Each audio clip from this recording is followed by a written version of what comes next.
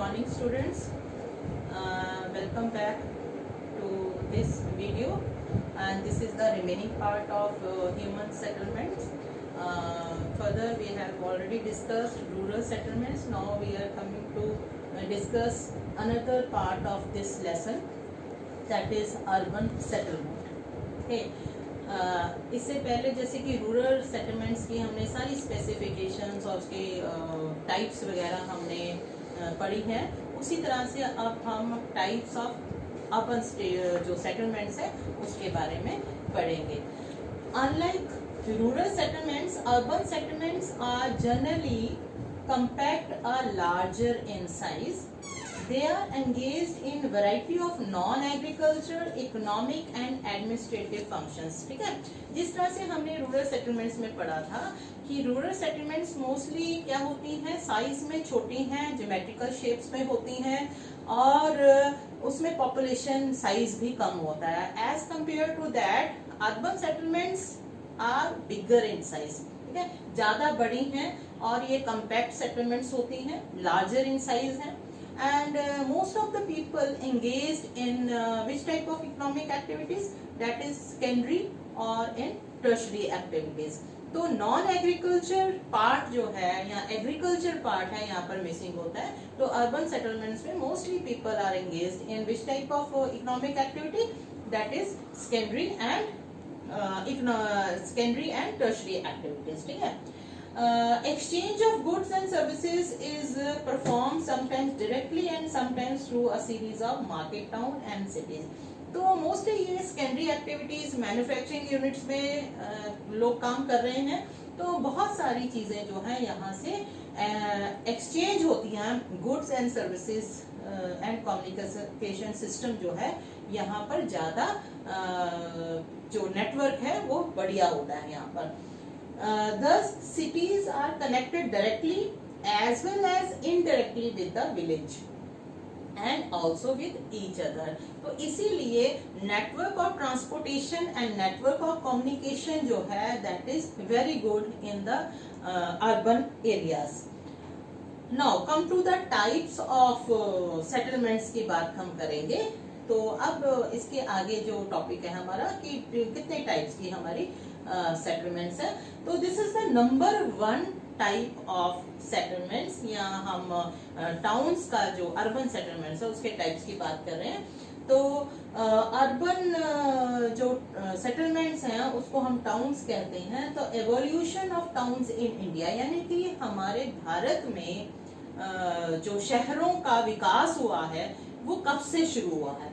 Town flourished since pre historic times in India. आपको मालूम है, आप हिस्ट्री के भी स्टूडेंट्स हैं, तो आपको ये मालूम है कि हमारा एंशियंट यानी कि हिस्टोरिक टाइम में हमारे ही देश में Harappa culture, Indus valley civilisation, Mohenjodaro, ये सारे की सारी सेटलमेंट्स थी जो कि अर्बन एंड प्लान्ड सेटलमेंट्स ही गिनी जाती हैं. तो इसका मतलब है कि हमारा जो कनेक्शन है यानी कि हमारा जो हिस्टोरिक पीरियड है that is very strong in part of development of towns. तो towns flourish since pre historic times in India, even at the time of Indus Valley, which I have already told. Indus Valley civilization, towns like Harappa, Mohenjo-daro, ये भी हमारे existence में थे. The following period has witnessed evolution of town, यानी कि ये हमारे एक तरह से विटनेस हैं, हमारे गवाह हैं कि हम प्री हिस्टोरिक पीरियड में भी हमारी जो डेवलपमेंट थी वो टाउन की प्लेस में बहुत अच्छी थी. It continued with the periodic ups and downs until the arrival of Europeans in India in the 18th century. तो ये जो डेवलपमेंट्स हैं उन डेवलपमेंट्स को हम वन बाय वन देखेंगे कि किस तरह से ये अप्स एंड डाउन्स जो हैं हमारे देश में आते रहे और हमारी जो सिटीज हैं वो एक्सपैंड होती रही और उनकी डेवलपमेंट होते रहे. This is the one picture of Harappan culture जो कि एक नजर आ रहा है कि यहाँ पर मोस्टली प्लैंड एरिया जो है ये नजर आ रहा है और ये ब्रिक वर्क से बना हुआ है और बीच में एक ग्रेट जो बाथिंग प्लेस है वो दिखाई गई है. तो एक पिक्चर मैंने ये मोहनजोदारो और हड़प्पन कल्चर की ली है। This is a pre historic time. Now classification of Indian town on the basis of evolution, यानी कि विकास के आधार पर हम किस तरह से हम अपने टाउन्स को जो डिवाइड करते हैं। तो basically we can divide this towns on the basis of evolution. That is number 1 is ancient town, number 2 is medieval towns, and number 3 is modern town. Now we are going to one by one. Ancient town यानी कि प्राचीन काल के हमारे जो शहर थे वो कौन से थे। अगर हम देखें तो हमारे प्राचीन काल के हिस्टोरिकल बैकग्राउंड रही है that is about 2000 years before. और इसमें ये जो शहर जो बसे हैं उनका डेवलपमेंट जो है on the basis of religious and cultural centre. ये जो एंशिएंट टाइम के जो हमारे टाउन्स हैं उनका डेवलपमेंट का बेस जो था क्या था, रिलीजियस पॉइंट ऑफ व्यू था या कल्चरल पॉइंट ऑफ व्यू। आपने हिस्ट्री में भी पढ़ा होगा कि जो किंग्स थे वो नॉर्मली टेम्पल्स जो हैं वो बिल्डअप करते थे अपनी जो है एक ताकत को शो करने के लिए, अपनी पावर को शो करने के लिए वो मोस्टली बड़े बड़े ऊंचे ऊंचे जो हैं वो टेम्पल्स को बिल्ड कराते थे। तो और वो रिलीजियस प्लेसेस में ही कल्चरल प्लेसेस भी डेवलप हो जाती थी और लोग वहीं पर ही आकर धीरे धीरे बसना शुरू करते थे। And that is a ancient time. For one of the most important example is Varanasi. और इसी तरह के देयर आर सो मेनी और भी एग्जांपल्स हैं। प्रयाग जिसको भी प्राचीन नाम है, इलाहाबाद कहा जाता है इसे, Pataliputra that is Patna, Madurai and some of the और एग्जांपल भी हो सकते हैं इसके एंशिएंट टाउन्स के। जैसे कि मैंने लास्ट लेक्चर में आपको बोला है कि एग्जांपल्स आपने जो कोड करने, एग्जांपल्स का मतलब है name of the cities. Name of the cities के बगैर आपको इसके मार्क्स नहीं मिलेंगे। तो हर एक जो टाउन की बात कर रहे हैं या हम किसी भी पार्ट की बात कर रहे हैं तो उसमें आपने नेम ऑफ द एरिया जरूर शो करना है। Next this is the one picture of Varanasi. आप देख सकते हैं कि यहाँ पर टेम्पल्स हैं और ये सबसे एंशिएंट टाउन में हमारी गिनी जाती है। नेक्स्ट इज मिडीवियल टाउन्स, यानी कि मध्यकाल में कौन से शहरों का विकास हुआ। तो मध्यकाल जो है वो कि अबाउट 100 ऑफ एग्जिस्टिंग टाउन्स, बहुत सारे हमारे देश में मध्यकालीन टाइम में भी जो टाउन्स हैं वो विकसित हुए हैं। और इन टाउन्स में अगर हम देखें तो मोस्टली जो टाउन्स हैं वो मुगल्स और सल्तनत पीरियड इन टाइम पे, यानी कि जो मुस्लिम किंगडम्स थे उन्होंने इन शहरों को बसाया और बहुत कई तरह के मोन्यूमेंट्स जो हैं यहाँ पर बनाई। इसके साथ साथ ही हमारे अपने ही देश के जो राजा महाराजा थे उन्होंने भी बहुत सारे जो शहर हैं उनको विकसित किया है। जैसे कि राजस्थान में जयपुर जो है वो भी मिडिवल टाइम का ही एक डेवलप्ड शहर था। तो दीज आर सम एग्जांपल्स। और इसमें सबसे बढ़िया बात ये थी कि इस सभी टाउन्स में हमें बहुत बड़े बड़े किले देखने को मिलते हैं, फोर्ट्स जो हैं वो बहुत स्ट्रॉन्ग फोर्ट्स जो हैं देखने को मिलते हैं। तो इसका मतलब है कि मिडीवियल टाइम जो था वो अब हमारा किस तरह का हो गया था कि हमले बहुत हो रहे थे उस समय, यानी कि जो इंट्रूडर्स थे, जो बाहर से आने वाले हमलावर थे, उनसे बचने के लिए हर एक राजा जो था वो अपना एक स्ट्रॉन्ग फोर्ट जो है वो बनाकर रखता था। तो इसी तरह से these are the some cities or towns which are important, that is Delhi, Hyderabad, Jaipur, Lucknow, Agra, Nagpur, ये कुछ सिटीज के यहाँ पर नाम है जो कि मिडीवियल टाइम में इनका विकास हुआ। This is the one of the picture that is Jaipur, जो कि महाराजा जय सिंह ने इसको बनाया था। इसको हम पिंक सिटी का भी नाम देते हैं क्योंकि ये पूरी सिटी जो है, ओल्ड सिटी अगर आप देखें तो सारी की सारी पिंक कलर से ही इसके ऊपर व्हाइट वॉश जो होती है वो करी गई है। Next is modern town. Medieval period खत्म होने के बाद यूरोपियंस आने शुरू हो गए हमारे देश में अलग अलग जगहों से, और सबसे ज्यादा जो हमारे देश में लॉन्गर टाइम जो रहे हैं यूरोपियंस में वो ब्रिटिश गवर्नमेंट। तो ब्रिटिशर्स ने भी हमारे देश में कई शहरों को अपने अनुसार उनका विकास किया और ये number of towns they developed in India, starting there foothold mostly they started from the coastal locations. आपको मालूम है कि अंग्रेज हमारे देश में व्यापारी बन के आए थे, तो व्यापार जो था वो कोस्टल लाइन से ही शुरू होता है। तो उन्होंने सबसे पहले क्या करा कि जो ट्रेडिंग पोर्ट्स जो है वो डेवलप किए, जिसमें से सूरत, दमन, गोवा, पांडिचेरी ये कुछ पोर्ट्स थे जो कि इन यूरोपियंस ने डेवलप किए। और उसके बाद ब्रिटिशर्स जो है वो हमारे पॉलिटिकल एरियाज में इंटरफियर करना शुरू कर दिया और हमारे बहुत सारे एरियाज को उन्होंने जीत भी लिया। तो ये जो इसके लिए उन्होंने ब्रिटिशर्स ने धीरे धीरे कुछ मेन सिटीज जो हैं वो कैप्चर करी, जिनमें ये 3 प्रिंसिपल नोड्स उन्होंने बनाए। दैट इज मुंबई, जिसे बॉम्बे कहा जाता था, Chennai is Madras and Kolkata is Calcutta. तो ये 3 जो शहर हैं वो ब्रिटिश स्टाइल में इनको डेवलप किया गया। That is Bombay, Madras and Calcutta. This is the one picture of Mumbai. Now after independence ऐसा नहीं है कि ये हमारा जो टाउन्स जो है सिर्फ ब्रिटिश पीरियड तक ही सीमित रहे। डेवलपमेंट जो है आफ्टर इंडिपेंडेंस भी लगातार चलती रही।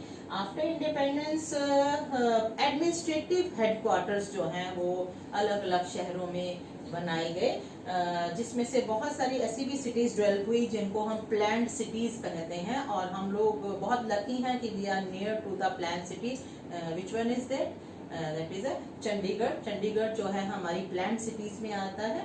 इसी तरह से भुवनेश्वर, गांधीनगर, दिसपुर, ये इस तरह की जो है ये एडमिनिस्ट्रेटिव टाउन्स भी हैं और प्लान्ड सिटीज भी हैं। इसी तरह से इंडस्ट्रियल सेंटर्स भी बनाए गए हैं, जैसे दुर्गापुर, भिलई, सिंदरी, बुरौनी, ये कुछ इंडस्ट्रीज, मेन इंडस्ट्रीज यहाँ पर एस्टेब्लिश की गई।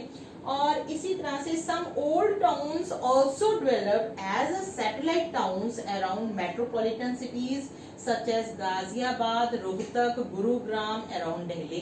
तो साथ ही साथ जो ये मेन सिटीज जो थी, एडमिनिस्ट्रेटिव टाउन्स जो थे, वो they become a mega towns and metropolitan cities and they expanding outer strata also. तो उसके कारण क्या हुआ कि सेंटर पॉइंट का जो सिटी है वो इतना ज्यादा एक्सपेंड कर गया कि उसके सराउंडिंग के जो सिटीज हैं वो भी उसके साथ कनेक्ट होते चले गए, and that is called satellite towns. ठीक है, सैटेलाइट टाउन्स कौन से हैं? जो कि एक मेन सिटी के सराउंडिंग के जो टाउन्स हैं जब उसके साथ मर्ज हो जाते हैं और उसी के साथ डेवलप होना शुरू हो जाते हैं, तो उनको हम क्या कहेंगे? Satellite towns. तो ये कुछ बेसिक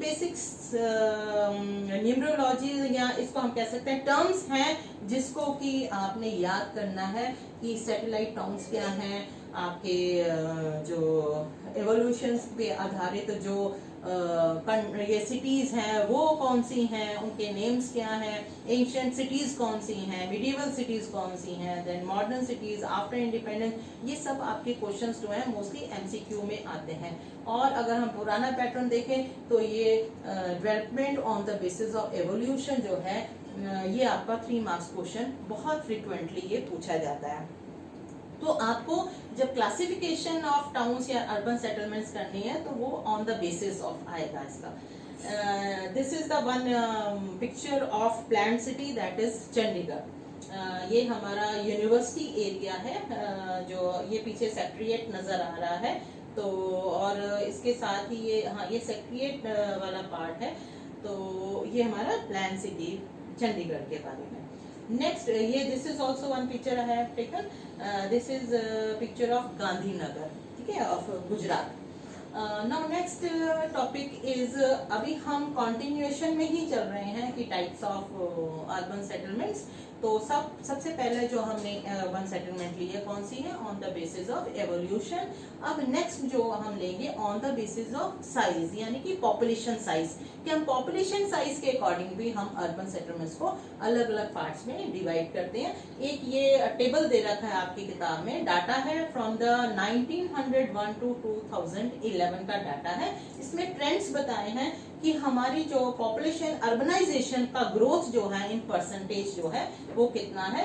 अगर हम 1901 का डाटा देखते हैं तो हमारा परसेंटेज ग्रोथ 0.35 है, और जब हम लास्ट में आते हैं 2011 में तो ये है 31.08, यानी कि हमारी जो ग्रोथ रेट है, अगर हम कंपेयर करें डेवलप्ड सिटीज के साथ या डेवलप्ड कंट्रीज के साथ, तो हमारी ग्रोथ रेट अर्बनाइजेशन की अभी भी स्लो है. Now come to the urbanization in India. The levels of urbanization measured in the terms of percentage total population के अकॉर्डिंगली है. मैं वही यहाँ पर बताया गया कि 2011 में 13.16% जो हमारी डेवलपमेंट रही है. लेकिन अगर हम कंपैरिजन करते हैं डेवलप्ड कंट्रीज से, तो this is quite slow. Total urban population has increased 11.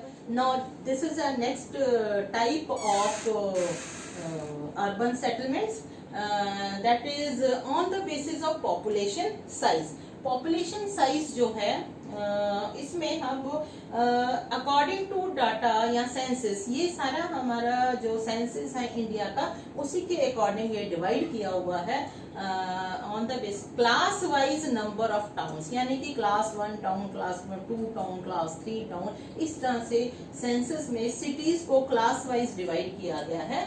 तो there are 6 type of class of cities.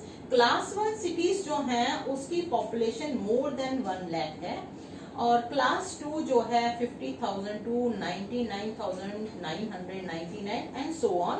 और क्लास 6 सिटी जो है उसको हम लेस देन 5,000 पॉपुलेशन साइज के अंदर कंसीडर करते हैं. This is also given in your book.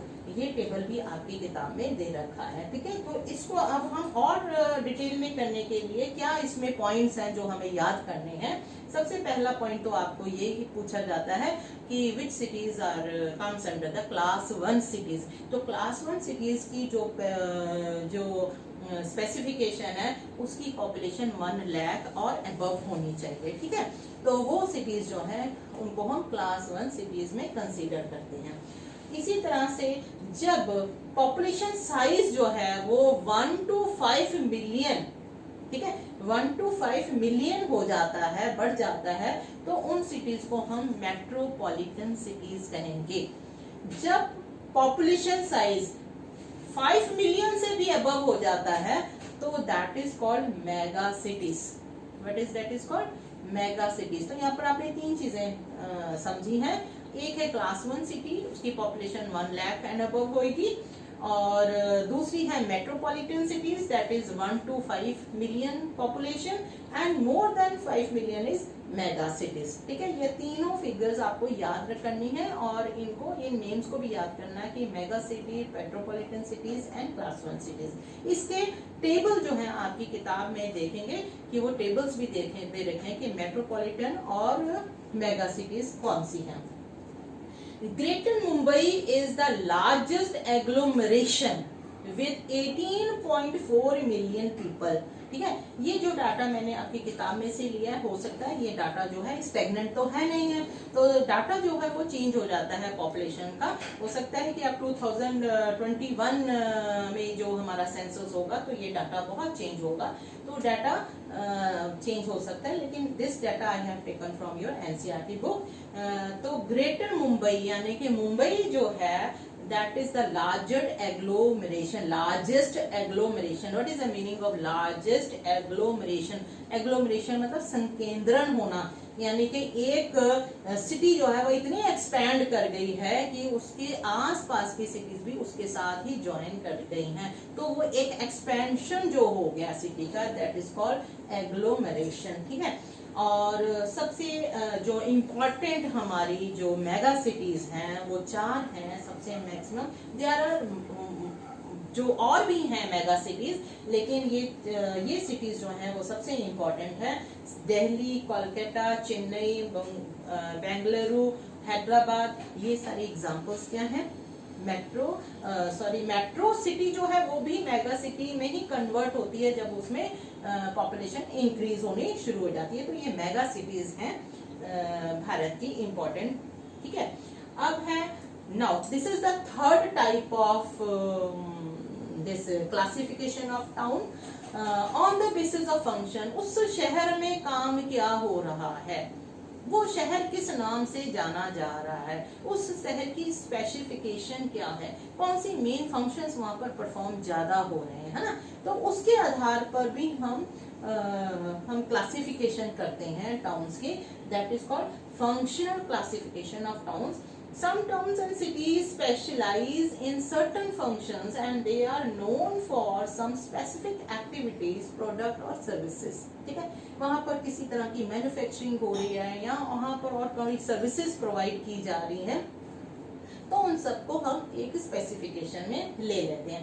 However, each town perform a number of function. ऐसा नहीं है कि एक टाउन में सिर्फ एक ही काम हो रहा है. There are so many functions also performed. But sometimes क्या कहते हैं, उसमें कोई स्पेसिफिक फंक्शन से ही हम उस शहर को हम जानते हैं, उसका नाम लेते हैं. ठीक है, तो ये हम वन बाय वन.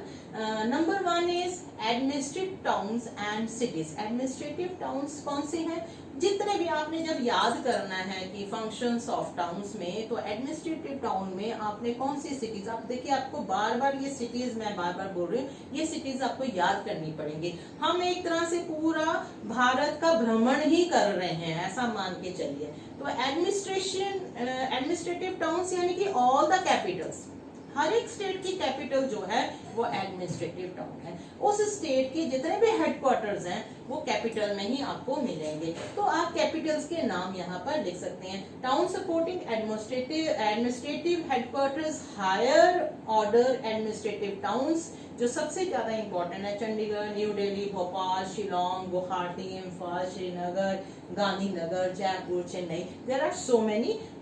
तो ये सभी के सभी कौन से हैं, एडमिनिस्ट्रेटिव टाउन्स हैं. Industrial towns. इंडस्ट्रियल टाउन्स का मतलब है जहां पर बहुत सारी इंडस्ट्रीज हैं, वहां पर उस टाउन को हम इंडस्ट्रीज के नाम से ही जानते हैं.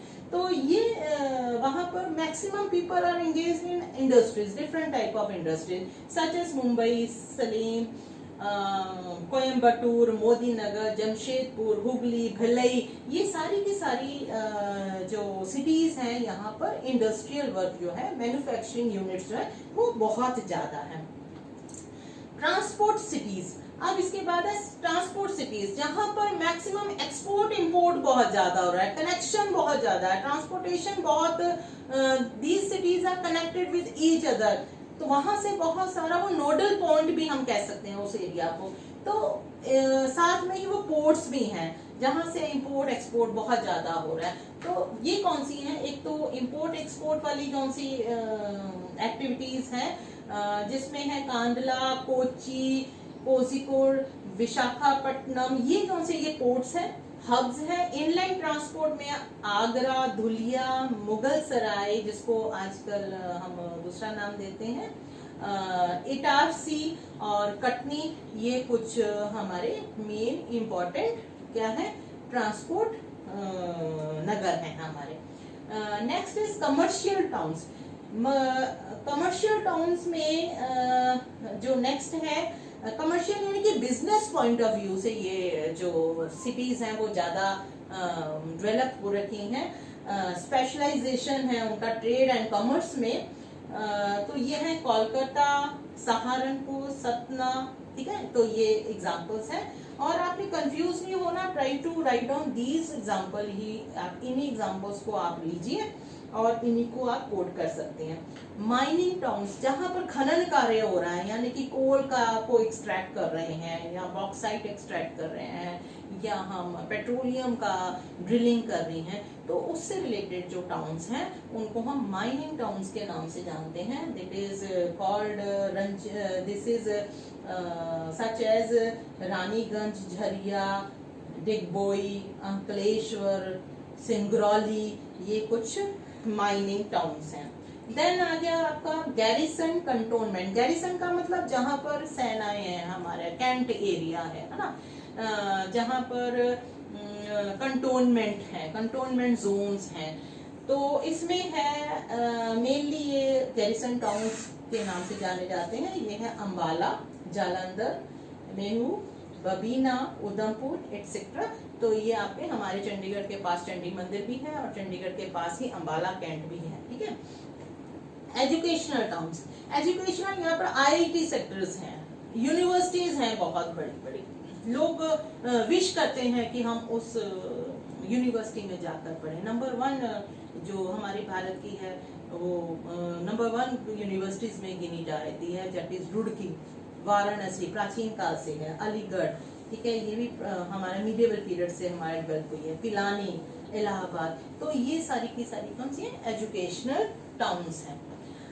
Then religious and cultural towns, तो आपने एंशियंट टाइम का आपने पढ़ा ही है कि हमारे कल्चरल और रिलीजियस टाउन डेवलप हुए थे, तो उसी तरह से और भी बहुत सारे टाउन्स डेवलप हुए हैं, आज में भी वो डेवलप हो रहे हैं, जिसमें वो Varanasi is the same example, Mathura, Amritsar, Madurai, Puri, Ajmer, Pushkar. तो इसमें आपने इन सभी जो फंक्शनल टाउन्स हैं इसमें मैक्सिमम आपने क्या है, सिटीज के नाम अच्छे से याद करने हैं। पुष्कर, तिरुपति, कुरुक्षेत्र, देन हरिद्वार, उज्जैन, ये सारे के सारे रिलीजियस प्लेसेस हैं हमारे देश के। Then tourist place, tourist place को आपको याद करने के लिए आप करिए कि जितने भी हिल स्टेशंस हैं हमारे, या कोस्टल एरिया के पास के जो क्षेत्र हैं ना, ये सारे के सारे हमारी मैक्सिमम फेमस टूरिस्ट प्लेसेस हैं, जैसे कि नैनीताल, मसूरी, शिमला, पंचमढ़ी, जोधपुर, जैसलमेर। अगर हम राजस्थान में चले जाएं तो जोधपुर, जैसलमेर, ये ऊटी, ये हमारा हाईएस्ट पॉइंट है, साउथ ऊटी है, माउंट आबू है, ये टूरिस्ट प्लेस है। तो ये सारी की सारी बहुत ही सुंदर डेस्टिनेशन है फॉर द टूरिज्म। तो यहाँ पर शिमला की ये मैंने मॉल रोड की पिक्चर लगाई है ये। अब है nature of cities. Nature of cities का मतलब अब हम स्पेसिफिकेशन नहीं कह सकते कि हम ऐसा कहें कि मुंबई जो है वो सिर्फ कोस्टल पोर्ट ही है, या अर्बन एग्लोमरेशन ही है, या वो बिजनेस पॉइंट ऑफ व्यू से ही इम्पोर्टेंट है। नहीं, there are so many functions are there. ऐसा नहीं है कि हम स्पेसिफिकली किसी टाउन को हम उसी पे ही फिक्स करते हैं, ऐसा नहीं है। उस टाउन में बहुत सारी और भी एक्टिविटीज होती हैं that is dynamic in nature.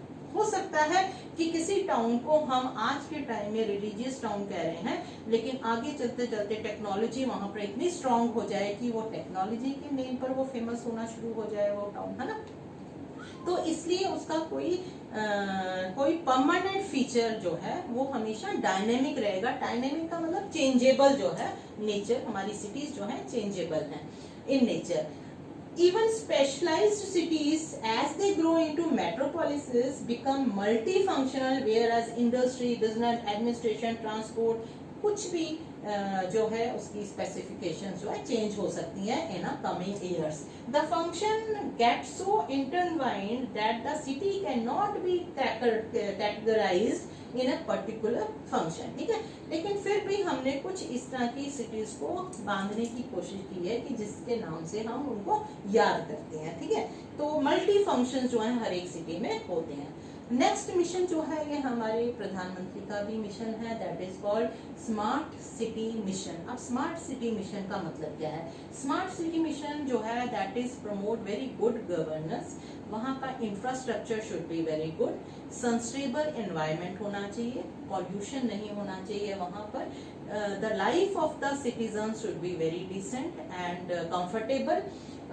जो उनकी रिक्वायरमेंट है, फॉर एग्जांपल अगर सिटीजन्स को किसी भी तरह की अपना लाइसेंस बनाना है, अपना और कोई काम का है, तो वो इजीली उनका वो काम होना चाहिए। One of the feature of the smart city is to apply smart solutions, यानी कि स्मार्ट सोल्यूशन यानी डिजिटल वर्क जो है ये प्रमोट करता है। आप इजीली वहाँ का इंफ्रास्ट्रक्चर इतना स्ट्रांग होना चाहिए कि सर्विसेज आपको easily available हो। For example, making areas less vulnerable to disaster, this is also important। कोई भी सिटी जो डेवलप है जिसको हम स्मार्ट सिटी कहते हैं, अगर वहाँ पर किसी तरह का डिजास्टर होता है तो वो कम से कम वहाँ पर हो, और वो सिटीज जो है बहुत वुलरेबल, लेस वुलरेबल होनी चाहिए, और ये चीजें जो है बड़ी आसानी से मिल जाए। The focus on the sustainable and inclusive development and the idea to took at compact area create a replicable model which will act like lighthouse to other aspiring cities, यानी कि वो इस तरह की cities हो कि जिसमें एक मॉडल की वहाँ पर, यानी कि वो एक एस्पिरेशन हो और सिटीज के लिए भी कि हाँ अगर हमने हमारी सिटी हो तो उस तरह की हो। जैसे कि चंडीगढ़ जो है ये प्लान्ड सिटी है, तो बहुत लोगों का सपना होता है कि चंडीगढ़ के पास हम लोग रहें। ठीक है, now the time of assignment, almost ये चैप्टर हम खत्म कर चुके हैं। होप आपने इसको अच्छे से जाना और समझा होगा। तो इसमें कुछ असाइनमेंट के क्वेश्चंस हैं जो कि स्पेसिफिकली, देखिए बेटा जो भी मैं आपको असाइनमेंट के लास्ट में क्वेश्चंस देती हूँ वो मोस्ट आस्क्ड क्वेश्चंस होते हैं, जो बोर्ड में भी आते हैं, एग्जाम्स में आते हैं, और जब हम सारा चैप्टर पढ़ लेते हैं उसके नोट्स बना लेते हैं तो उसके बाद आपने इन क्वेश्चंस को करना है। ठीक है, एक तो आपने नोट्स बनाने हैं और एक आपने स्पेसिफिकली क्वेश्चंस को भी करना है। ठीक है, तो these are the some questions, और ये सारे क्वेश्चंस आपने अपनी कॉपी में करने हैं। और इससे related one more is, this is one map. ये मेरे पास पुरानी किताब है, हो सकता है ये मैप आपकी किताब में ना हो, 2001 का डाटा है क्योंकि ये, और ये डाटा 2011 वाली बुक्स में ये मैप नहीं छपा है। लेकिन ये इम्पोर्टेंट मेरे को इसलिए लगता है, उसका रीजन ये है कि इसमें स्टेट वाइज जो है मेगा सिटीज दिखाई गई हैं। ठीक है, और स्टेट वाइज मेगा सिटीज जो हैं हो सकता है कि देयर आर सो मेनी, बहुत सारी ऐसी स्टेट है जिसमें मेगा सिटीज इसमें दिखाई नहीं है एट द टाइम ऑफ 2001 का डाटा। लेकिन ये चेंज हो सकता है, बहुत सारी मेगा सिटीज और भी डेवलप हो सकती हैं। पॉपुलेशन साइज जैसे ही चेंज होगा तो मेगा सिटीज जो है वो बन जाएंगे। तो कुछ स्पेसिफिक मेगा सिटीज हैं, तो इसमें क्वेश्चन भी ऐसा आता है कि मान लीजिए कि आपसे पूछा जाता है कि मध्य प्रदेश की मेगा सिटी बताइए, पंजाब की मेगा सिटी बताइए, यूपी की मेगा सिटी बताइए। तो इसलिए ये मैप को आप रेफरेंस के लिए कर सकते हैं, रख सकते हैं। मैप बेस्ड क्वेश्चन भी मैंने इसमें इसीलिए दिया है। On the map of India show the following mega cities of India. इसमें से 4 तो आपने लिखनी है, मार्क करनी है, that is Mumbai, Chennai, Kolkata and Delhi. Delhi is a national capital, ये तो आपको पॉइंट पता ही होना चाहिए, क्योंकि आगे चल के आपको ये पॉइंट्स बार बार आपको आएंगे कि ये चारों के पॉइंट्स पता होने चाहिए। ऐसे ही लार्जेस्ट एग्लोमरेशन पूछा जाएगा तो लार्जेस्ट एग्लोमरेशन में मुंबई नहीं पूछा जाएगा, आपको मुंबई ही भरना है यहाँ पर। मेट्रोपॉलिटन सिटीज राजस्थान में कौन सी है, मध्य प्रदेश में कौन सी है, वेस्ट बंगाल में, तमिलनाडु में, पंजाब में। तो ये 4-5 मैंने स्टेट्स दी हैं, तो स्टेट कोई भी आ सकती है। Just I have taken one example कि आपको थोड़ा आइडिया हो कि क्वेश्चन जो है मैप से रिलेटेड अगर इस लेसन में आते हैं तो किस तरह के आते हैं। ठीक है, तो I hope you enjoyed this lesson also. ठीक है, अब हम नेक्स्ट टाइम मिलेंगे नेक्स्ट लेसन के साथ। Thank you so much, thank you for watching this video, thank you.